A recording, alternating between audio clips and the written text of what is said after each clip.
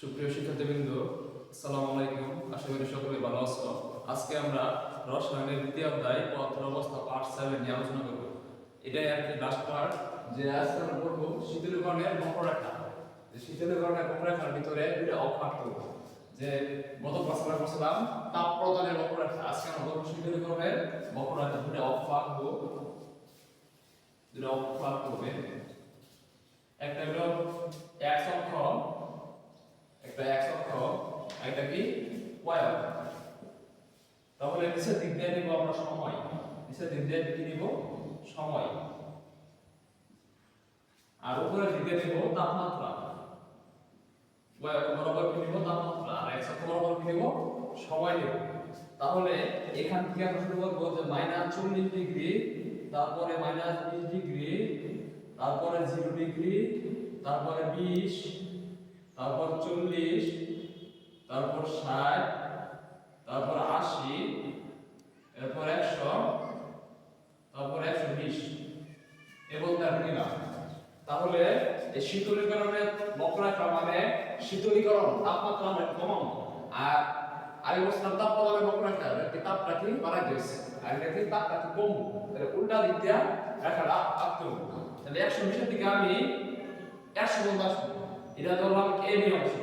AB অংশের মধ্যে শুধু বাষ্প অবস্থা বিদ্যমান, কারণ আমরা জানি যে বরফ বা তরল পদার্থের ক্ষেত্রে 120 এর 100 থেকে 100 এর উপরে থাকে কিন্তু বাষ্প অবস্থা বিদ্যমান থাকে।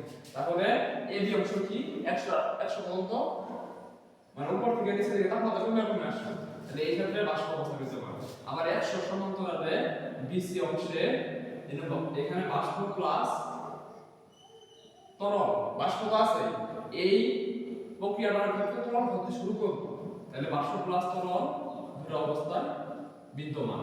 এখন 100 থেকে আমরা একবার আসি কি 0 দিকে, এই 0 সমান।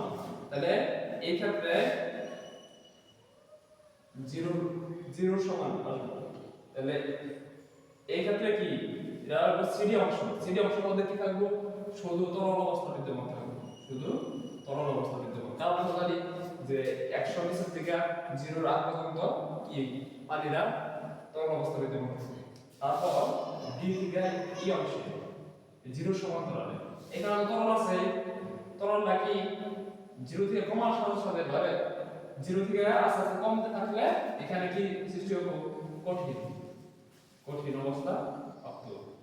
আর ই থেকে আবার 1 পর্যন্ত 0 সাথে -40 এর 0 দিয়ে গেছে মাইনাস থাকলে কি হবে, যে মাইনাস থাকলে হবে যে এটা কি কঠিন অবস্থা,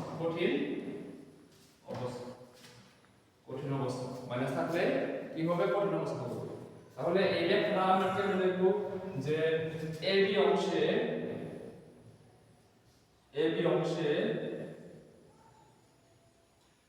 কি বাষ্প অবস্থা বিদ্যমান, এবি অংশে বাষ্প অবস্থা বিদ্যমান থাকে, এবি অংশে বাষ্প অবস্থা বিদ্যমান থাকে। তারপর বিসি অংশে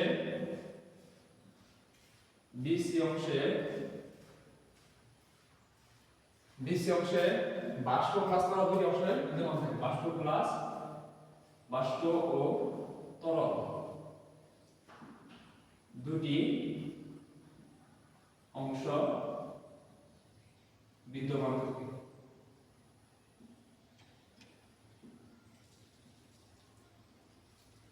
এবং সিডি অংশের মধ্যে শুধু তরল অবস্থা বিদ্যমান, সিডি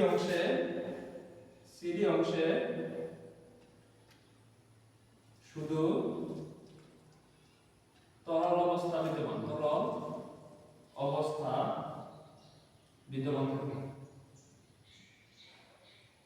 বিদ্যমান, থাকে। তারপর ডি অংশে কি তরল প্লাস কঠিন দুটি অবস্থা বিদ্যমান থাকে। তাহলে ডি ই অংশে তরল প্লাস তরল ও কঠিন দুটি অবস্থা বিদ্যমান থাকে।